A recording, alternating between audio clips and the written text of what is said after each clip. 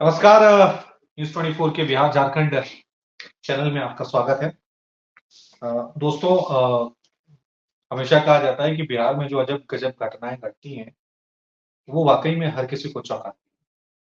अभी जब इस डिबेट पे मैं बैठ रहा था तो उस डिबेट पे चर्चा हो रही थी, तो जब मैंने पहली बार ये घटना सुनी कि एक सरकारी टीचर को जबरन पकड़कर उसकी शादी कर दी और इस परंपरा को बिहार में पकड़ावा विवाह कहा जाता है। तो क्या ये पकड़ावा विवाह वाकई में आज भी समाज में बचा हुआ है? क्या वाकई में जब हम देश के संविधान की बात करते हैं, कानून की बात करते हैं, आज भी बिहार का समाज इस तरह की परंपराओं को जीवित रखे हुए है? अगर ये जीवित है तो फिर इस पे लगाम लगाने की जिम्मेदारी सरकार की है। सरकार क्या कर रही है? क्या सही है, क्या गलत है? क्योंकि परंपराओं के नाम पे, धर्म के नाम पे, रीति रिवाज के नाम पे कई बार हमें बहुत सारे अंधविश्वास देखने को मिलते हैं। ये जो घटना आई है इसके क्या मायने हैं, इसी पे आज हम चर्चा करेंगे। मेरे साथ एक पैनल बना हुआ है। सबसे पहले आपको उस पैनल से रूबरू करा देते हैं। अमिताभ आहूजा, वरिष्ठ संवाददाता है हमारे, वो इस चर्चा में हमारे साथ शामिल हैं। डॉक्टर स्नेहा शीशवर्धन पांडे, कांग्रेस के प्रवक्ता हैं। आरजेडी की तरफ से सारिका पासवान है। बीजेपी की तरफ से प्रीति शेखर जी हैं और आरएलजेडी की तरफ से रामपुकार सिन्हा है और कानूनी मामलों के जानकार अक्षय भांबरी इस चर्चा में हमारे साथ शामिल है। और साथ में सौरभ कुमार है, एक छात्र नेता है।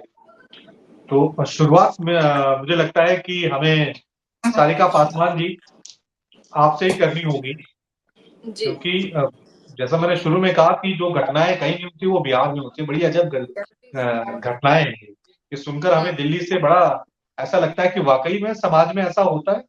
किसी को पकड़ लिया और उसकी जबरदस्ती शादी कर ली। सरकार, कानून, सिस्टम, कहाँ है ये सब लोग? क्या हो रहा है बिहार आपकी सरकार के अधीन? नहीं रवि जी, मुझे लगता है कि इस तरह की पकड़ुआ विवाह जो होती है वो ये लॉ एंड ऑर्डर से मोर देन ये एक सामाजिक कुरीति है। और मुझे लगता है कि समाज में विद्यमान जो एक शादी का सिस्टम होता है, शादी विवाह का सिस्टम होता है, ये एक दो सिर्फ व्यक्तियों के ही संबंध की बात नहीं होती, दो परिवारों के भी बीच संबंध कायम होता है। और अभी रिसेंटली एक मामला हुआ था कि हाईकोर्ट पहुंचा था और उसमें हाईकोर्ट ने ये ऑर्डर आया था, हाईकोर्ट के थ्रू ऑर्डर जजमेंट था कि अगर इस तरह की कोई शादी जो बंदूक के नोक पे होती है और ऐसी शादी जिसमें कि सिंदूरदान और 7 फेरे नहीं होते हैं या होते भी हैं और अगर बंदूक के नोक पे होते हैं तो उसे अवैध करार दिया था हाईकोर्ट के द्वारा। ये एक जजमेंट था। और अभी जो वैशाली के मैटर पे हम आज डिस्कस कर रहे हैं उसमें भी जो टीचर हैं उन्हें 24 घंटे के अंदर पुलिस ने बरामद भी किया। त्वरित कार्रवाई करते हुए प्रशासन ने अपनी त्वरित कार्रवाई करते हुए 24 घंटे के अंदर उन टीचर को बरामद भी किया गया। लेकिन अभी एक बड़ा प्रश्न है रवि जी, जो मुझे लगता है कि अगर हम बिहारी हैं या देश के भी किसी कोने में अगर इस तरह की चीजें हो रही हैं तो मुझे लगता है एक ये सामाजिक कुरीति। और देखिए, बिहार सरकार ने तो अपने बिहार सरकार में जो भी पदस्थापित होते हैं लोग, उनको एक बॉन्ड भी साइन करना पड़ता है कि हम जो है बिहार सरकार के कर्मचारी हैं और हम ये शपथ लेते हैं कि हम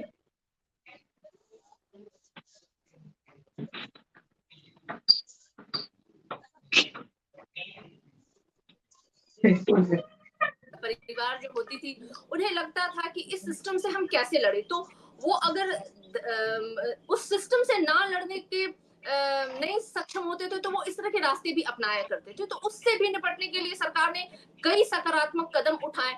तो अभी भी मुझे लगता है राहुल जी कि इसे लॉ एंड ऑर्डर का विषय मैं नहीं मुझे मुझे मैं नहीं मानती हूँ इसको पर्सनल लेवल पे।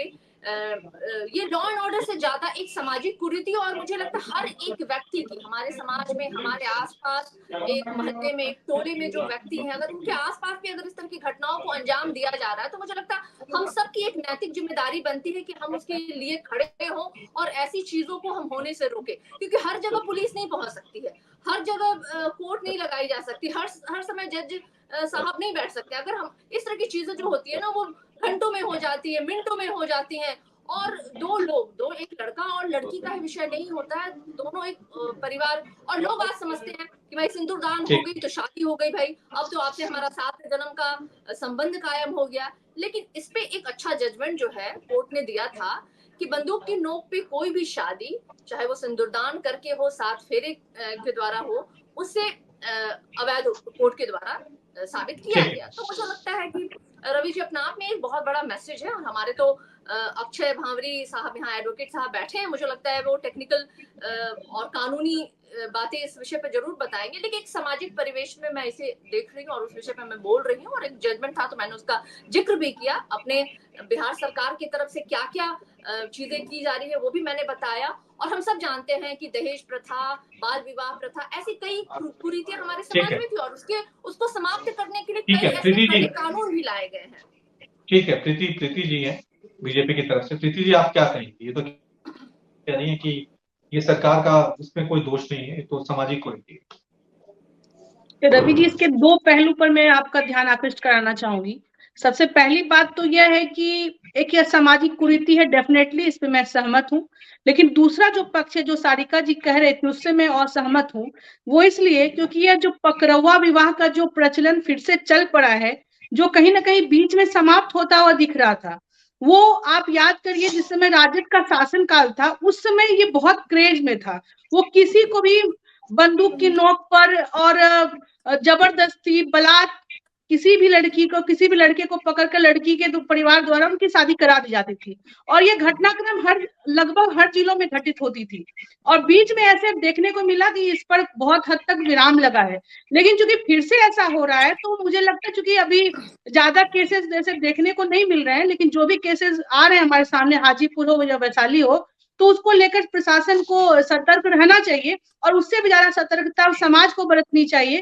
जो भी व्यक्ति, क्योंकि यह शादी कोई एक मामूली चीज तो है नहीं, यह सिर्फ दो व्यक्ति का नहीं, सिर्फ दो दिलों का ही नहीं, बल्कि दो परिवारों का भी मिलन होता है, और इसमें हर कुछ अपने विचार से होता है और अपनी स्वीकारोक्ति होती है इसमें, तभी दो पक्ष आपस में मिलते हैं।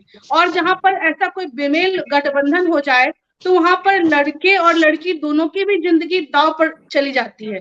शायद इसलिए माननीय सर्वोच्च न्यायालय ने जो फैसला दिया है कि इस प्रकार के जो पकड़वा विवाह का जो चलन है उसको वैध उन्होंने करार नहीं दिया है। कहीं ना कहीं इसके पीछे भी यही मंशा है, क्योंकि विवाह एक दोनों परिवार, दो व्यक्ति का एक संबंध होता है जो कि दोनों की सहमति से स्थापित होना चाहिए।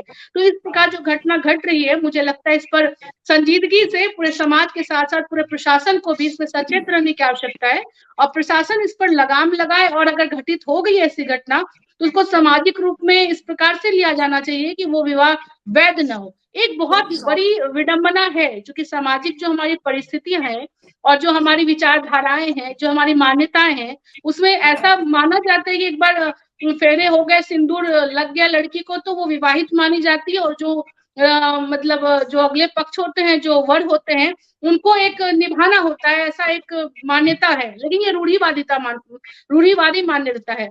आप अगर एक तरफ जबरन किसी से शादी कराते हैं तो उस लड़के के पक्ष हो सकता है कि उस लड़की का मानसिक संतुलन भी ठीक ना हो सकता, वो उस अवस्था में ना हो, उस एज को उन्होंने, वो बालिग भी ना हो। वैसी अवस्था में यदि किसी लड़के को जबरन पकड़कर शादी करा ली जाती है तो ये मैं मानती हूँ कि सबसे ज्यादा दोष उस लड़की के परिवार वालों का है, उस लड़की का है जिसमें राजी हो जाती हैं, और उस पर ही पूरे सामाजिक स्तर पर, पारिवारिक स्तर पर, प्रशासनिक स्तर पर इसको एक देखने की आवश्यकता है। और हमें लगता है ये दौर फिर से, चूंकि यार एक कहते हैं ना, क्यों लोग बोलते हैं गुंडा राज, वो जो शासन काल था राजद का, उस समय जो भय था, सब लोग ये ऐसी ही घटनाएं होती थी जिसका कि अभी परिणाम फिर से देखने को मिल रहा है। तो ठीक है, लोग अपने चश्मे से देखते हैं, अपने नजरिए से देखते हैं, लेकिन चूंकि फिर लगातार ऐसा हो रहा है, क्यों हो रहा है? क्योंकि कहीं ना कहीं लग रहा है रवि जी कि अब फिर से मतलब बेरोजगारी का जो आलम है पिछले बिहार में इतने वर्षों से, उन लोगों को लगता है कि अब एक दहेज भी एक अभिशाप सा बन गया है। वो दहेज के एक तरफ तो सरकार भी रोक लगाती है, लेकिन कहीं ना कहीं लड़के के पक्ष के तरफ से अंदर ही अंदर ऐसा चलता है कि उन्हें बहुत पैसे मिलने चाहिए। तो उस तरफ भी हमें ध्यान देने की आवश्यकता है हमारे समाज को, कि लोग दहेज प्रथा से मुक्त हो, लड़के लड़की दोनों की परवरिश अच्छे से हो, समान रूप से उनको शिक्षा दी जाए, और वो जब आत्मनिर्भर बन जाएंगी, चाहे लड़कियां हो लड़के दोनों जब आत्मनिर्भर बन जाएंगे, तो मुझे लगता है ऐसी घटनाएं नहीं घटित होंगी। लेकिन मुझे आश्चर्य लगता है ऐसे परिवार वालों के लिए कि जो ऐसी घटनाओं को अंजाम देते हैं। रामपुकार सिन्हा जी, आप किस चश्मे से देखते हैं? जी, जी देखिए देखिए, दरअसल रवि जी, मैं ये बताना चाहता हूँ कि हम लोग तो ये सोचते हैं, लोकनायक जयप्रकाश नारायण जी ने सन 74 में एक नारा दिए थे छात्र और युवाओं के बीच में कि जात पात तोड़ दो, तिलक दहेज छोड़ दो, समाज की परवाह को नई दिशा में मोड़ दो। तो वहीं छात्रों ने भी कहा था कि तिलक नहीं, दहेज नहीं, शादी कोई व्यापार नहीं, खरीदा हुआ जीवन साथी अब हमें स्वीकार नहीं। लेकिन मामला यहाँ डिबेट चल रहा है हम लोग को पकड़ुआ ब्याह का। पकड़ुआ ब्याह की प्रचलन इन दिनों थोड़ा ज्यादा बढ़ गई है। इन दिनों देख रहे हैं, न जाने यह बहुत समाज की कुरीति है। देखिए, शादी दो परिवार के मेल का, दो परिवार के दो दिलों का एक मेल होता है, और जिस परिवार में जिस पकड़ा पकड़ी करके शादी ब्याह हो जाए, जबरदस्ती उसको शादी करवा दे, तो कभी भी पति पत्नी के बीच वो रिश्ता कायम नहीं रहता है।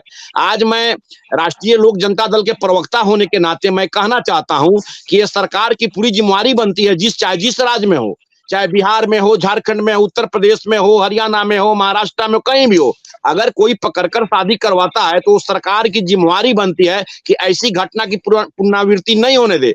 जिस लड़का को पकड़कर लड़की वाले अगर जबरन शादी करवाते हैं तो दोनों परिवार में एक तनाव होता है, एक समस्या उत्पन्न होती है कि परिवार में सामंजस्य कैसे स्थापित किया जाए। उसमें मामला बनता है कि फिर पुलिस प्रशासन में मामला जाता है, फिर पुलिस प्रशासन उसमें कार्रवाई करती है। तो ऐसी परिस्थिति नहीं होने देनी चाहिए। शादी, पकड़ुआ विवाह एक समाज के लिए कोर है, अभिशाप है।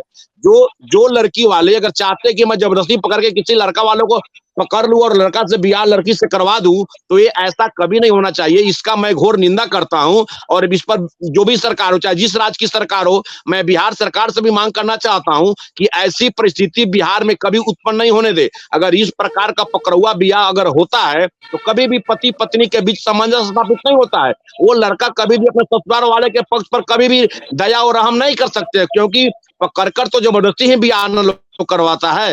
तो ये मामला बनती, और एक कानून का भी यह मैंने क्या कहते हैं उसको, कानून का अधिकार जो होना चाहिए। कानून भी नहीं कहता है किसी को जबरदस्ती करके, किसी को किडनैप करके, किसी को अपहरण करके किसी लड़की से ब्याह करा दिया जाए। हमारे यहाँ वरिष्ठ अधिवक्ता अक्षय भांडे जी बैठे हुए हैं, माउड़ी जी, मैं वो बताएंगे लीगल मामला में कैसा क्यों हो रहा है। लेकिन ऐसा नहीं होना चाहिए। अभी जो एक घटना घटी है वैशाली में, जो पकड़कर जबरन ब्याह कराया गया है, उसका मैं घोर भर्त्सना करता हूं, और बिहार सरकार को उस अविलंब कानूनी कार्रवाई करनी चाहिए कि क्यों पकड़कर जबरदस्ती शादी हुआ। भाई, ऐसा तो नहीं होना चाहिए। लड़का और लड़की के मेल से ही शादी होनी चाहिए, और शादी पकड़कर जबरदस्ती कोई करवा दे तो कानून को अपने हाथ में कोई भी लेगा। ये तो कानून को हाथ में लेकर, ऐसा कानून को कोई हाथ में लेने का किसी अधिकार नहीं है। ये मैं बिहार सारिका पासवान जी बोल रही थी, राजद की प्रवक्ता है, मैं उनसे कहना चाहता हूं कि किसी का अधिकार नहीं है कि कोई अपने हाथ में कानून को ले ले और किसी जबरदस्ती किसी लड़का को पकड़कर शादी कर दे, या कोई लड़का वाला किसी लड़की को जबरदस्ती अपहरण करके शादी करके ले जाए। ये संभव नहीं है, और इसका हम लोग कभी भी समर्थन नहीं कर सकते। इसका मैं घोर भर्त्सना करता हूं। चाहे लड़का वाला किसी लड़की वाला को जबरदस्ती पकड़ के शादी करे, या लड़की वाला किसी लड़का वाला को जबरदस्ती शादी पकड़ के करे। मैं आपके न्यूज़ 24 चैनल के माध्यम से मैं कहना चाहता हूं रवि जी, यह घोर जघन्य अपराध है, और ऐसी अपराध को विलंब रोकनी चाहिए। ठीक है, अक्षय भांबरे जी हमारे साथ बने हुए। अक्षय जी, इस देश में कानून बहुत बने, दहेज को लेकर कानून बना है, लेकिन आज भी हमारे समाज में, या बिहार की बात कर लें या दूसरे राज्यों की बात कर लें, दहेज आज भी खत्म नहीं हुआ है। रेप को लेकर कई तरह के कानून बनाए गए हैं, लेकिन आज भी वो खत्म नहीं होता है। तो ये तो है जो जिस विवाह का हम जिक्र कर रहे हैं, वो विवाह कानूनन वैध तो नहीं है। तो कमी कहीं कानून में रह गई है कि वो समझा नहीं पा रहे हैं समाज को, या कानून का डर वहां तक पहुंच नहीं पा रहा है। कमी कहाँ रह जाती है? क्यों ऐसी घटनाएं बार बार देखने को मिल रही है? अमृतसर रवि जी, जब मैंने इस न्यूज के बारे में पढ़ा, बड़ी ही दुखद न्यूज है। पकड़ा हुआ विवाह, जो फोर्स मैरिज जिसे कहते हैं, जबरन विवाह, ये मान्य नहीं है। मैं आपको अभी भी बता दूं, ये मान्य नहीं है। और मान्य इसलिए नहीं है, जैसे कि अभी सारिका जी बता रहे थे जिस केस के बारे में, उस केस के कुछ अंश मैं आपको बता देता हूँ। रविकांत दुबे जी थे, इसमें एक आर्मी के ऑफिसर थे। उनको गन पॉइंट पे ये पकड़ा हुआ विवाह कराया गया, सिंदूर जबरन उनसे भरवाया गया। और इसके लिए जब ये मामला गया, ये है लखीसराय बिहार के जगह का मामला है। जब ये हाई कोर्ट में गया तो हाई कोर्ट ने साफ साफ इस पे जजमेंट दिया कि ऐसे मामले जो भी आपके जबरन विवाह की कैटेगरी में आते हैं वो मान्य नहीं। दूसरा, ये इलीगल क्यों है? इसको इलीगल इसलिए बनाया गया है, सबसे पहले जब भी दूल्हा और दुल्हन की शादी होती है उसमें एक राजीनामा होता है, उसमें एक कंसेंट होता है। ऐसी शादियों में कोई राजीनामा नहीं है, सबसे पहली बात।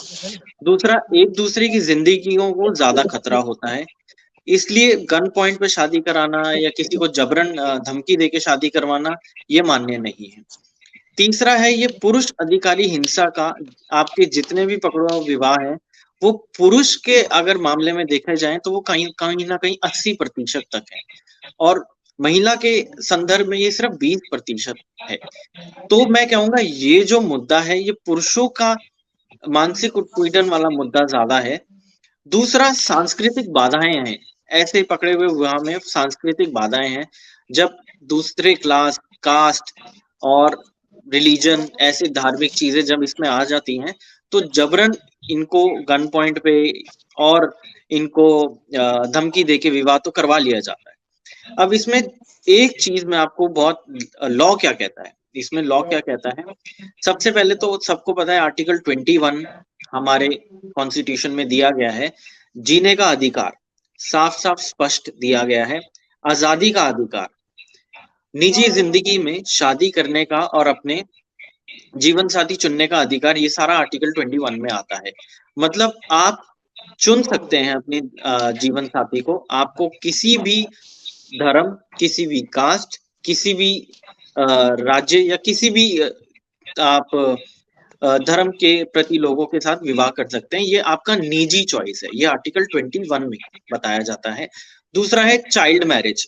चाइल्ड मैरिज 2016 में एक एक्ट आया था, बाल विवाह को रोकने के लिए ये एक्ट बनाया गया था। इसमें साफ साफ लिखा गया था कि जितने भी पकड़ा हुआ विवाह है, बाल विवाह, दोनों कैटेगरी ये आपकी नल एंड वॉइड, अवैध मानी जाएंगी। तीसरा है अवमान्य शादी क्या होती है। अगर लड़की की उम्र 18 साल से कम है और लड़के की उम्र 21 साल से कम है तो ये लीगल मैरिज, फोर्स मैरिज से ज्यादा चाइल्ड मैरिज में इसको दिखाया जाएगा। और पिछले 2 दशक से ये मामला अभी तक उठा नहीं था। लोग ये मान के चल रहे थे कि ये जो कल्चरल डिस्टेंस है, ये जो कमी है, ये बंद हो चुकी है, लेकिन एकदम से 1-2 मामले आए। अभी टीचर साहब का आया, रविकांत जी जो मैंने आपको बताया, आर्मी के अफसर हैं, इनका भी मामला आया, तो ये एकदम से मामला बिहार में दोबारा से शुरू हो गया है। इसमें 2 चीजें क्या हैं, एक तो उच्च तबके को, हायर रैंकिंग ऑफिसर या जितने भी सरकारी अफसर हैं उनको टारगेट करा जाता है, सबसे पहले ये देखा गया है। दूसरा, बेरोजगारी थी बिहार में बहुत वक्त से, तो मैं इसलिए कहूंगा कि ये बहुत टाइम से बंद था, अब एकदम से आया है, इसका मतलब बेरोजगारी के चांसेस थोड़े कम हो गए हैं। तीसरा, लीगल राइट, आपके पास क्या राइट्स हैं। जब आपकी शादी होती है तो आप कोर्ट में जाते हैं और इसको रजिस्टर करवाते हैं, एक रजिस्ट्रेशन सर्टिफिकेट मिलता है।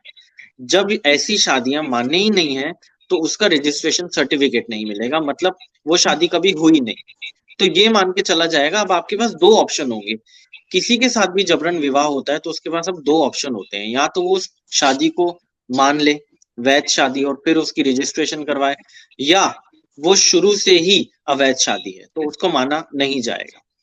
कारण ये है, गन पॉइंट पे कराना, जिंदगी और राजीनामा नहीं है, इसलिए इसको हाई कोर्ट ने साफ साफ स्पष्टों में इसको सांस्कृतिक बाधाओं के ऊपर भी इसको अवैध शादी माना गया है। तो ये ऐसी शादी किसी भी क्षेत्र में, किसी भी जगह हो, बिहार को छोड़ के बहुत ही कम राज्य हैं जहाँ पे ऐसा देखा गया है। तो मैं कहूंगा प्राइमरी स्टेट बिहार ही है जहाँ पे पकड़ा हुआ विवाह ज्यादा होता है। लेकिन अब मान्य शादी है, जिसकी भी होती है उसको ऑप्शन है कि ये इसको ना माने। ठीक है, कानूनी पहलू को आपने अच्छे से समझाया दर्शकों को। डॉक्टर स्नेहा शीश वर्धन पांडे कांग्रेस की तरफ से हैं। स्नेहा शीश जी, इससे पहले कि मैं कहूं कि हम इस मुद्दे को सियासत के नजरिए से देखें, जेडीयू बनाम बीजेपी देखें या फिर सरकार बनाम उन तमाम चीजों को देखें, लेकिन ये मुद्दा आपको नहीं लग रहा कि मैं जैसे पहली बार भी कह चुका हूँ पिछली बार डिबेट में आपने, मैं हिमाचल से हूँ और अभी दिल्ली में हूँ, हम जब ये देख रहे हैं तो समाज के तौर पर, शिक्षा के तौर पर, जागरूकता के तौर पर बिहार का समाज अभी भी बहुत पीछे रह गया, अभी भी बहुत पीछे रह गया है कि समझ नहीं रहा है कि शादी का मतलब 2 जनों की मर्जी से होता है। कानून का मतलब क्या होता है, लोगों में कानून का डर नहीं है अभी भी। क्या ये माने अगर इस तरह की घटनाएं आती हैं तो इससे बिहार की छवि खराब तो होती है ना। निश्चित तौर पे ये बिहार की छवि खराब होती है, निश्चित तौर पे ये बात मैं मानता हूं, लेकिन यहाँ पे ये सामाजिक कुरीति के रूप में जाना जाता है इस चीज को, और बड़ी मतलब हेय के तौर पे और त्याज्य के तौर पे इसे देखा जाता है समाज में। सारिका बहन ने बहुत अच्छे से इस बात को एलेबोरेट किया था, और अक्षय भामरी जी ने इसको बहुत अच्छे से मकाम तक पहुंचाया। इस बात को बहुत कुछ बोलने को इस बात में है नहीं, लेकिन चूंकि राष्ट्रीय दल के प्रवक्ता होने के नाते मैं ये बात पूरी जिम्मेदारी के साथ आपके यहाँ बोल रहा हूँ इस मंच पर, कि इस विषय से सबसे ज्यादा समस्या किसकी होती है, जो बिहार के बारे में जो आपके मन में भी जो बैठता होगा, आप भी सोचते होंगे कि इस तरीके का समाज है, ये जो परसेप्शन है, सही बात है, उस पे कहीं ना कहीं कुठाराघात होते हैं ऐसी घटनाओं से। और प्रीति शेखर जी ने बड़े बीजेपी की प्रवक्ता ने बहुत सम्मान के साथ एक दो बातें कही। उन्हीं बातों में मैं एक कोट करना चाहूंगा कि उन्होंने कहा कि बीच में ये दौर खालीपन था, चूंकि ऐसा विवाह नहीं हो रहे थे, उसमें निश्चित तौर पे इन्होंने कहा चूंकि रोजी रोजगार तो दे नहीं रही थी भारतीय जनता पार्टी के लोग, सरकार में थे साथ में, वो लोग रोजी रोजगार नहीं दे रहे थे, तो ऐसे विवाहों का कोई मामला ही नहीं था बीच में बिहार में। तो निश्चित तौर पे अभी हमारी सरकार को ये ध्यान देना होगा, विशेष तौर पे ध्यान देना होगा, और हम लोग ध्यान देंगे भी कि ऐसी घटनाएं ना घटे और हमारे बिहार की बदनामी राष्ट्रीय स्तर पे ना हो।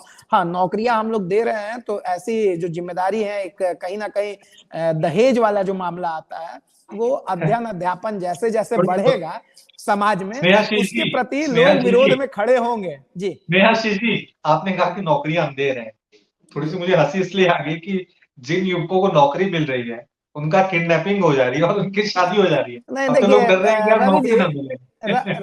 रवि जी देखिए क्या होता है, रवि जी यहाँ पे सब लोग चाहते हैं, सभी जिनकी भी बेटियां हैं, सभी गार्जियन चाहते हैं कि मेरा जो दामाद हो वो अच्छा कमासूत हो और अच्छे मतलब बैकग्राउंड से हो, ऐसा सब लोगों की इच्छा होती है। लेकिन इस चीज को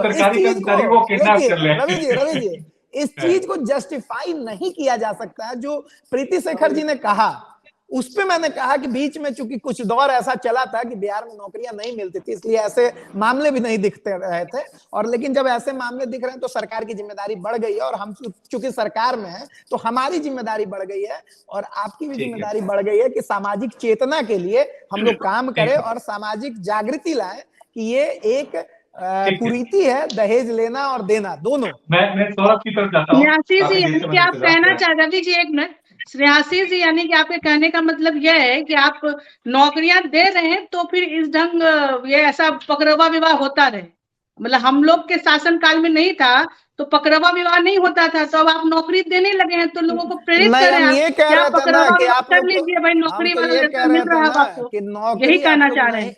नौकरी भी आप लोग नहीं दे पाए तो बाल बच्चों का विवाह भी नहीं कर पा रहे थे। बहुत नहीं मतलब कि आप नौकरी दे रहे थे, पकड़वा विवाह होना चाहिए ना, यही ना कहना चाह रहे हैं आप। हम निंदा नहीं करेंगे, हम बोले कि समर्थन कर रहे हैं, समर्थन करने कीजिए लोगों को और ब्याह करवाइए, कांग्रेस के प्रवक्ता पांडे जी। ठीक है, मैं सौरभ की तरफ झुकता हूं। कहाँ जेपी के आंदोलन से निकले हुए आप लोग हैं, कहाँ आप दहेज वाले शादी को आप लोग प्रमोट कर रहे हैं? मत कीजिए ना, आइए विरोध में आइए, खड़ा होइए और सामाजिक कुरीतियों के खिलाफ निकालिए। राष्ट्रीय लोक जनता दल के लोग निकाले एक रैली कि ऐसी सामाजिक कुरीतियों के खिलाफ भारतीय जनता पार्टी के लोग निकाले, ऐसी रैली निकाले, एक जागरूकता के लिए लोगों के लिए कैंप चलाएं। क्यों नहीं? आपकी जिम्मेदारी नहीं है? आप भी तो सामाजिक जीवन में है, आपकी भी जिम्मेदारी है। केवल सरकार की जिम्मेदारी कह देने से नहीं होता है, विपक्ष की भी जिम्मेदारी होती है कि वो ऐसे सामाजिक कुरीति के खिलाफ बोले। इसमें क्या लेकिन ये इससे हम इत्तेफाक नहीं रखते। आइए सड़कों पे आइए, सड़कों पे नौकरी मिल रही है इसलिए पकड़वा विवाह होना चाहिए। ये इस बात से मुझे लगता है कोई भी पैनलिस्ट इत्तेफाक नहीं रखते होंगे। क्या बात कर रहे हैं आपने? पांडे जी 74 में सुनिए ना, 74 में कांग्रेस के खिलाफ पूरे समाजवादी विचारधारा के लोगों ने तिलक दहेज को छोड़कर, कर्म कांड को छोड़कर शादी विवाह का प्रथा अपनाया था। इतिहास पढ़िए और जानिए। आप कांग्रेस के प्रवक्ता हैं, आप अपने कांग्रेस के पुराने नेताओं से पूछिए कि 74 और 77 में कितना लोगों ने तिलक दहेज को तोड़ा था, समाज के तमाम जाति कुर्तियों को तोड़कर शादी विवाह किया था।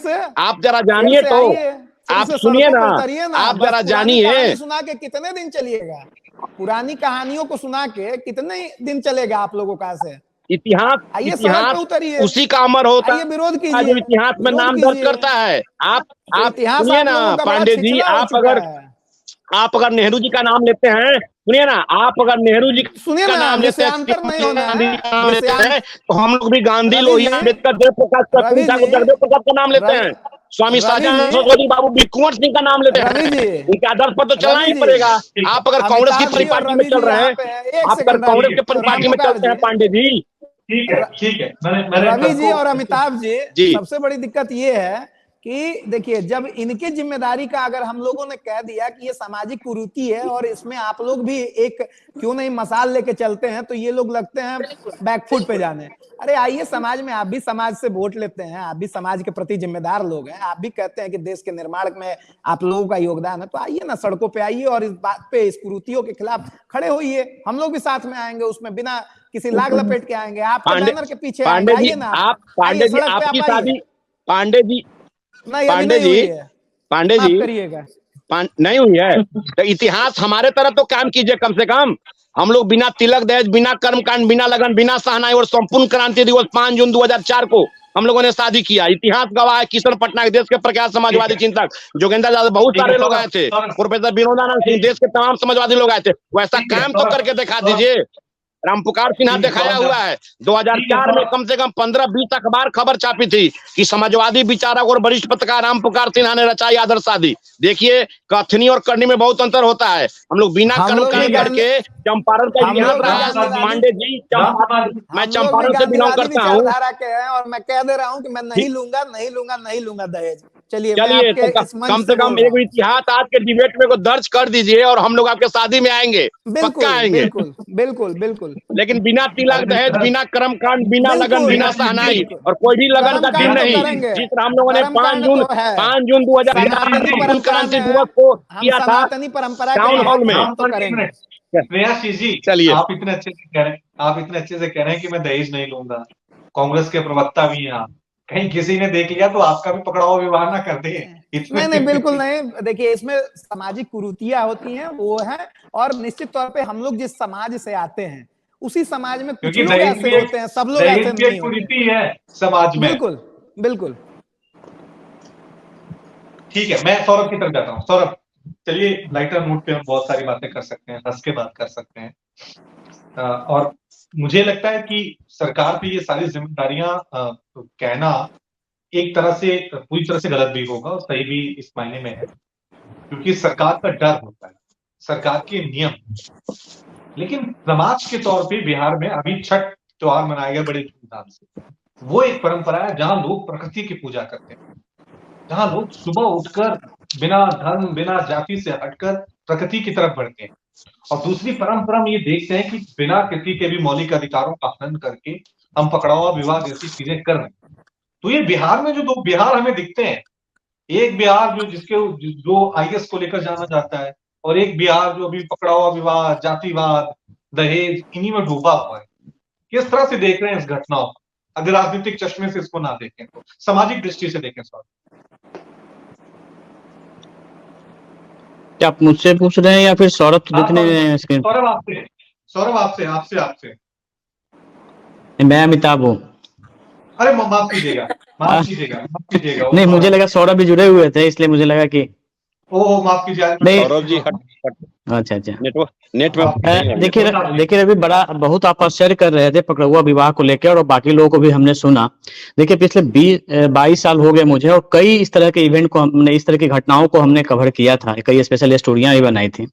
उसकी भी चर्चा करेंगे कब से इसकी शुरुआत हुई थी। लेकिन पहले एक जो सबसे बड़ा जो वैशाली की घटना को लेके हैं, सारिका जी और स्नेहाशीष जी कह रहे थे कि ये कुरीति है, लॉ एंड ऑर्डर से इसे जोड़कर नहीं देखना चाहिए। लेकिन मेरा इसमें यह कहना है कि कोई अगर 2 स्कॉर्पियो से आता है, हथियारों से लैस होके, स्कूल में टीचर पढ़ा रहा था बच्चों के सामने, गन पॉइंट पे उसे वहां से निकालकर स्कॉर्पियो पे लेकर वो अगवा कर ले जाते हैं, और जब पुलिस में शिकायत जाती है तो थोड़ी देर के बाद उसका वीडियो आ जाता है कि भाई इसकी शादी कर दी गई, तो मालूम चला कि इसकी शादी कर दी गई, पकड़ुआ विवाह है। इसको लॉ एंड ऑर्डर से जोड़ के कैसे नहीं आप देखिएगा?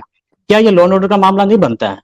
अगर कोई हथियार के साथ स्कूल, अब सोचिए कि क्लास में वो इस क्लास ले रहा था, स्कूल में बैठ के बच्चों के सामने वो क्लास ले रहे थे, और प्रिंसिपल को गन पॉइंट पे ले लिया, टीचर को ले लिया, और इनको उसको गाड़ी में बैठाया, लेके चला गया। 3 घंटे तक पुलिस मशक्कत करी। उसके परिवार वालों को एक वीडियो आता है, वीडियो में दिखता है कि भाई उसकी तो शादी कर दी गई, वो रो रहा है। देखिए ये रवि, ये कोई पहली घटना नहीं है। ये सही है कि बीच में इसकी रफ्तार कम हो गई थी। पिछले साल भी वैशाली में ही एक घटना घटी थी कि एक इंजीनियर था, गुजरात में काम करता था, घर आया हुआ था, और छठ के बाद से, क्योंकि देखिए यहाँ पर त्योहार में खासकर थोड़ा सा रोकना। आप ये कह रहे हैं कि इसे सिर्फ सामाजिक कुरीति के तौर पे ना देखें, इसे दबंगई के तौर पे देखें कि बिहार में लोग आज भी इतनी दबंगई करते हैं। मैं रवि बता रहा हूँ कि इसकी पृष्ठभूमि क्या होती है। ये अचानक कुछ नहीं होता है। देखिए बिहार में छठ पर्व के दौरान जो दूर दराज में बच्चे पढ़ते थे वो अपने घर को आते हैं, भले ही वो होली दिवाली दूसरे पर्वों में नहीं है, लेकिन छठ में वो घर जरूर आते हैं। और आमतौर पे देखा गया कि इस तरह की घटना इसके बाद, क्योंकि इसके बाद से ही कार्तिक पूर्णिमा के बाद से लगन, जो शादी ब्याह का जो लगन होता है वो शुरू हो जाता है। तो अभी भी वही पीरियड चल रहा है। पिछले साल भी वैशाली में ही घटना घटी थी कि इंजीनियर आया हुआ था, उसे अगवा कर लिया गया, और उसकी जो वीडियो थी और दर्दनाक थी। वो रो रहा है, चिल्ला रहा है, 2 आदमी पकड़ के उसे 7 फेरे दिलवा रहे हैं, और वो चिल्ला रहा है कि मुझे शादी नहीं करिए, और पूरा रोते हुए उसका ये वीडियो बनाया गया था, वीडियो उसका जो सामने आया था। तो घटनाएं देखिए इस तरह की होती हैं, और अभी नहीं, इसकी शुरुआत सारिका जी को भले ही बुरी लगी, लेकिन 90 के दशक में ऐसे कई गैंग थे जो पकड़ुआ विवाह कराने का ठेका लेते थे, और खासकर बिहार के जो 4-5 जिले थे वो इस मामले में ज्यादा कुख्यात थे। नालंदा जिला, रोहतास, गया का इलाका, जहानाबाद का इलाका, और उसके अलावा फिर आपको भोजपुर का इलाका। इन इलाकों में स्थिति ये हो जाती थी कि लगन के समय में कोई अपने घर के लड़के को अकेले बाहर नहीं जाने देता था, बाजार नहीं जाने देता था, इसलिए नहीं कि पकड़ के उनकी शादी कर दी जाएगी, और घटनाएं होती भी थी। लेकिन फिर उसके बाद धीरे धीरे इसी घटनाओं में कमी, क्योंकि उस समय कई गैंग होते थे कि जो उठाकर शादी करवाने का काम करते थे। हमने कई गिरोह पे एक स्टोरी की थी, कई इस तरह के शादियों को हमने देखा था वहां पे। तो ये बजाते गैंग काम करता था, लेकिन धीरे धीरे फिर इसमें कमी आ गई थी, फिर छिटपुट घटनाएं ही होने लगी हैं। और अभी जो हम फिलहाल अगर हम 5-7 सालों से अगर हम बात करें तो, लेकिन ऐसा नहीं कि बंद हो गई है, घटनाएं अभी भी होती हैं, देखने को मिलता है। कभी वो लखीसराय से घटना आ जाएगी, कभी जमुई से आ जाएगी, कभी गया से आ जाएगी, और अभी भी जो ग्रामीण इलाके हैं वहां पे जो बाहर के जो लड़के आते हैं तो घर परिवार वाले अकेले नहीं जाने देते हैं शादी विवाह में, या फिर बाजार के नहीं, लगन का समय है, कहीं से इसकी भी शादी न कर दी जाए। राम पुकार जी पुराने नेता, इनको ज्यादा अच्छा पता होगा कि क्या स्थिति थी। सौरभ, इसमें मेरी जिज्ञासा ये है कि ठीक है, आप किसी से पकड़ सकते हैं, किसी से आपने उससे शादी भी करवा दी, लेकिन शादी के बाद क्या होता है? फिर वो दोनों जने क्या खुशी खुशी रहते हैं? क्या वो दूल्हा दुल्हन को साथ में ले जाता है?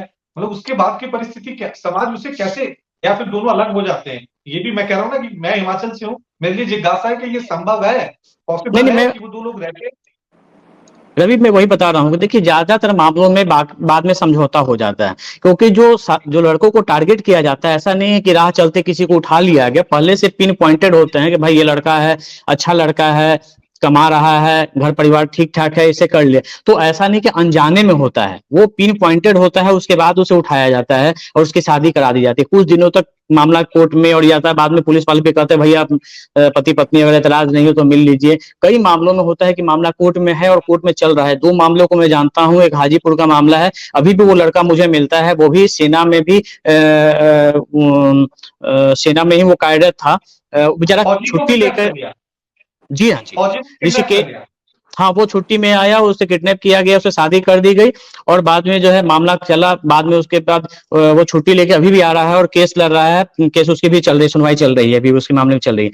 लेकिन कई मामलों में ऐसा होता है कि जो सामाजिक पहल और गांव वाले और पंचायत बैठा के फिर उसे अगर सब कुछ मिल गया, दोनों परिवार वाले रजामंद हो जाते हैं, तो उसके बाद उनकी शादी कंटिन्यू कर जाती है। लेकिन कुछ मामलों में ऐसा नहीं होता, जैसे कि जो लखीसराय का मामला जो हाई कोर्ट पहुंचा था, लेकिन निश्चित तौर पर ये जो वर्डिक्ट आया था, ये पहली बार इस तरह का आया था हाई कोर्ट से, और इसका इम्पैक्ट पड़ना था, इसका इम्पैक्ट पड़ेगा, क्योंकि इस तरह के कई मामले हैं जो लोग इसको नियति का खेल मानकर मंजूर कर लेते थे कि चलो भाई अब जो हो गया सो हो गया, अब आगे कुछ नहीं करना है। लेकिन ये जो हाई कोर्ट का फैसला आया था, निश्चित रूप से उन्होंने साफ हाई कोर्ट ने कहा था कि सप्तऋषि विधि से जिसकी शादी नहीं हुई है पत्नी, और जो एविडेंस जो देना था वो नहीं दे पाई, लड़की भी उसमें कोर्ट में कहा कि हाँ उसकी जबरदस्ती शादी हुई थी, उसके बाद कोर्ट ने ये अपना वर्डिक्ट दिया था, ये किया है। लेकिन अगर हम बात करके ग्रामीण जवार की जो बिहार की स्थिति है ये है, तो ये पहले स्थिति थी और फिर जो है छिटपुट घटना, ऐसा नहीं कि पूरी तरीके से इस तरह की घटनाएं बंद हो गई हैं। अभी भी इन इलाकों में, जिन जिलों का हमने जिक्र किया है, वहां अभी भी इस तरह की घटनाएं होती हैं और अभी भी इस लगन के समय में जो बाहर से लड़के आए होते हैं, परिवार वालों को एक भय बना रहता है कि इन्हें हम अकेले नहीं जाने दे, जाए तो कोई घर का परिवार वाला साथ में जाए, अकेले नहीं जाने दे, कब कहाँ उसकी किडनैपिंग हो जाएगी, कब कहाँ उसकी शादी हो जाएगी, कोई नहीं जानता है। तो ये एक होता है, ये डर जो है बना रहता है। अच्छा अमिताभ ये कह सकते हैं कि मेरे बहुत सारे दोस्त हैं, इसलिए कहूँ कि बिहार में वो छुट्टी मनाने कम जाते हैं, तो ये डर तो नहीं कि डर की वजह से वहां उठा लिए जाए। अच्छा लाइटर नोट सारिका की तरफ में चला जाऊंगा। सारिका जी, जैसे सौरभ ने ये पॉइंट उठाई, पॉइंट जायज पर आप सामाजिक कुरीति कह सकते हो, इससे मानने में दो राय भी नहीं कि सामाजिक कुरीति है, लेकिन गन पॉइंट पर दिन दहाड़े किडनैपिंग, ये तो सरकार की जिम्मेदारी है, पुलिस की जिम्मेदारी है। इसमें तो आप फेल हो रहे हैं ना। जो एक डर होना चाहिए, इकबाल होना चाहिए सरकार का, सिस्टम का, उसमें आपकी सरकार फेल हो रही है। किडनैपिंग कैसे हो सकती है? सामाजिक कुरीति तो मतलब ये हुआ कि दो जनों ने सहमति से कुछ ऐसी विश्वास चला रहा है जिनको उनको पता नहीं है कि ठीक है, लेकिन ठीक हो रहा है। लेकिन यहाँ तो जबरन हो रहा है, जबरदस्ती हो रहा है, अपराध हो रहा है, और अपराध को रोकने की जिम्मेदारी सरकार की है। नहीं रवि जी, अमिताभ जी ने कहा कि मेरे बात को उन्होंने कोट किया था कि मैं कह रही थी ये लॉ एंड ऑर्डर का विषय नहीं है, लेकिन मैंने अपनी बात की शुरुआत की ही इस विषय से थी कि नहीं, ये लॉ एंड ऑर्डर से ऊपर एक सामाजिक कुरीति, ये मैंने कहा था। लॉ एंड ऑर्डर का विषय है और वहां पे हमारी पुलिस प्रशासन ने काम किया और 24 घंटे के अंदर बरामदगी हुई है उस टीचर की। तो ये लॉ एंड ऑर्डर का काम है, पुलिस अपनी काम इसी हिसाब से कर सकती है। अब उन दोनों की शादी अगर हो गई है तो वहां पे देखिए रिचुअल्स जो होते हैं, ऑलरेडी कोर्ट ने कहा है अपने वर्डिक्ट में कि कोई भी रिचुअल्स अगर बंदूक के नोक पे होते हैं तो उसे अवैध घोषित किया, ये कोर्ट का ये था, वर्डिक्ट था। अभी हमारी प्रीति बहन कह रही थी कि ये सारे मामले जो हैं अभी 1 साल से महागठबंधन की सरकार, मतलब राजनीति का कीड़ा भी इतना घुस जाए आदमी को कि सामाजिक कुरीतियों पे भी आप राजनीति करने लगे। तो मैं बताना चाहूंगी कि सारिका जी, अभी अमिताभ जी की बात को आपने सुना होगा कि 90 के दशक में ये दौर था, इसलिए प्लीज आप इसको ऐसे नहीं लीजिए, था वही दौर फिर आ रहा है, तो आप इसको एक्सेप्ट करिए, इसको रिमेडी खोजिए आप। नहीं, मैं इसे और अपडेट कर दूं सारिका जी, पहले जब पुलिस का जो सारिका जी मैं अब गया था वो 2013 का था जब भारतीय जनता पार्टी की सरकार थी। तो अब हम कह ले क्या कि हम अब सरकार में जब से है भारतीय जनता पार्टी है वो मर्डर करवा रही है, हत्या करवा रही है, बलात्कार करवा रही है। देखिए उदाहरण दिया जाता है, यहाँ पे अपवाद नहीं कहा जाता है।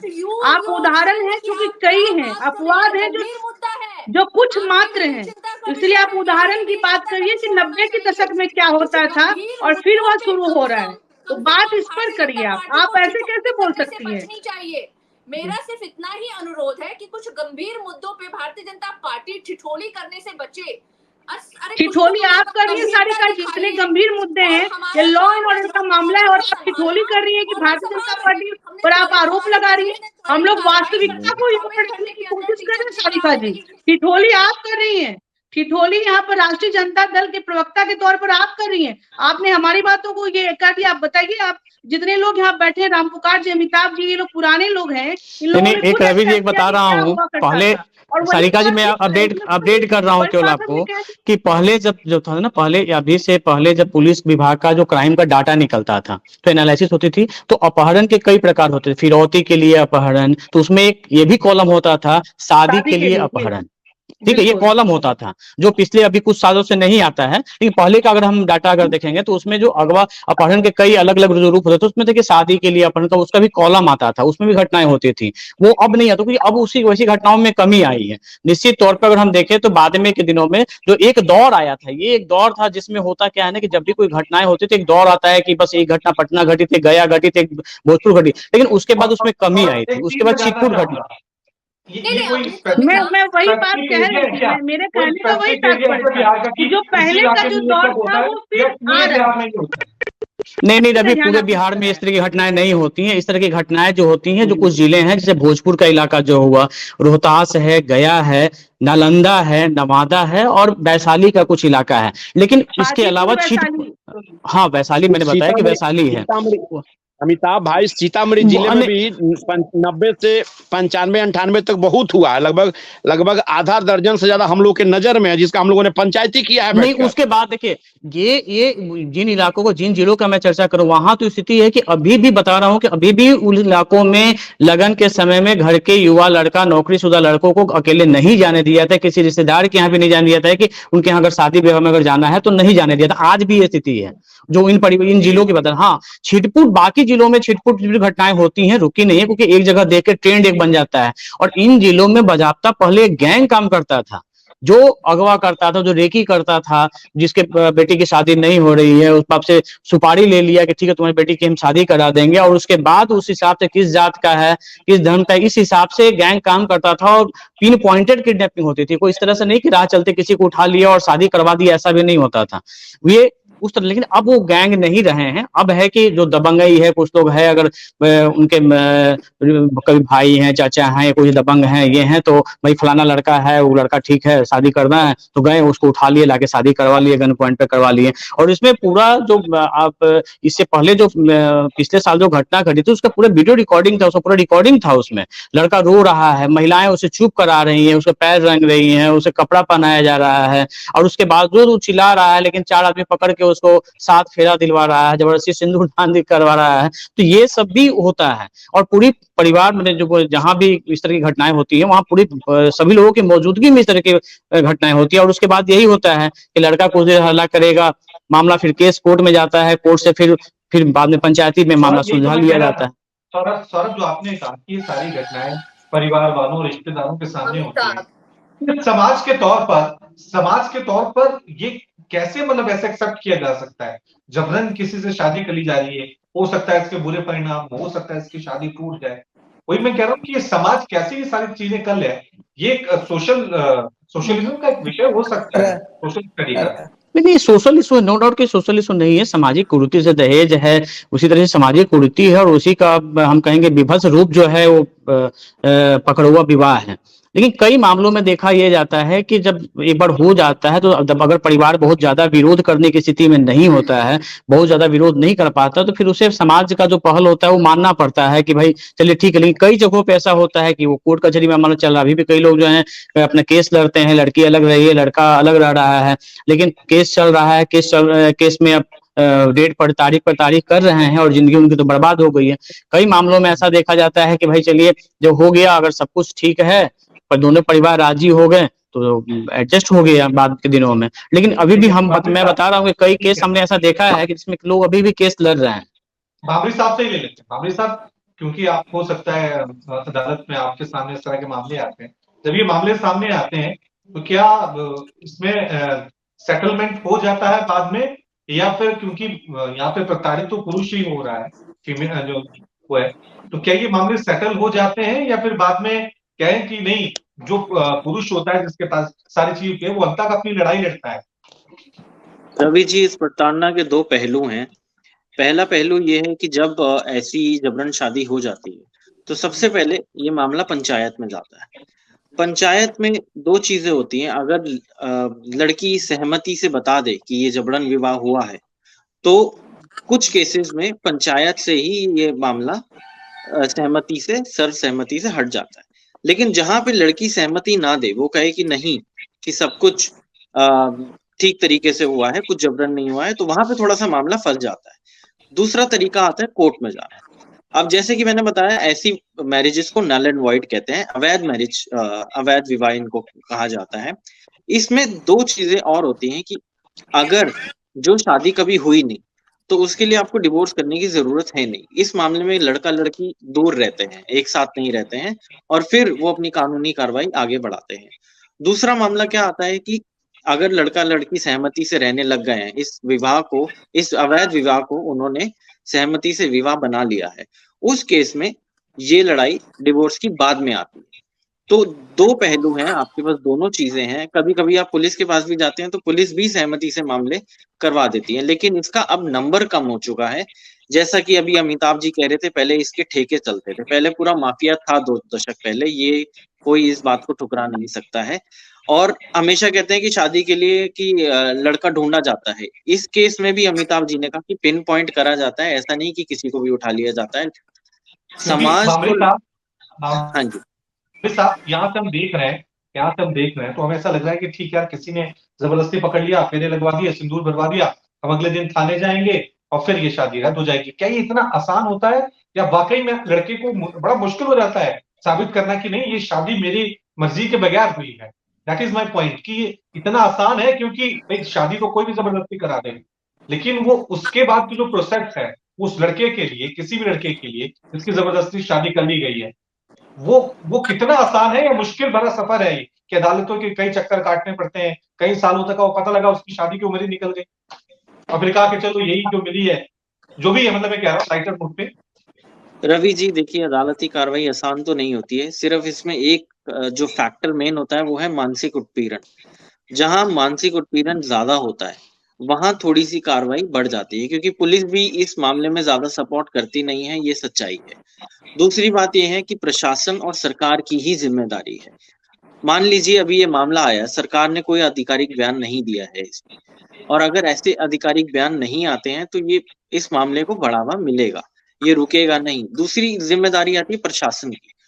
तो ऐसे मामलों में लड़ाई आसान नहीं होती है। कभी भी डाइवोर्स लेने के लिए आपको खुद प्रूफ करना पड़ता है कि ये शादी अवैध है, तो वो डिपेंड करता है केस टू केस। लेकिन इन मामलों में लड़ाई बहुत आगे तक बढ़ी भी जा सकती है, और अगर पंचायत और प्रशासन अगर इसके मामले संभाल ले तो मुझे लगता है नहीं, कि मैं ये इसलिए कह रहा हूँ कि अगर पूरी पंचायत की लड़के के खिलाफ हो जाए, फिर तो लड़के को मुश्किल हो जाएगा साबित करना कि हाँ, पूरा गांव ही उसके खिलाफ हो जाए।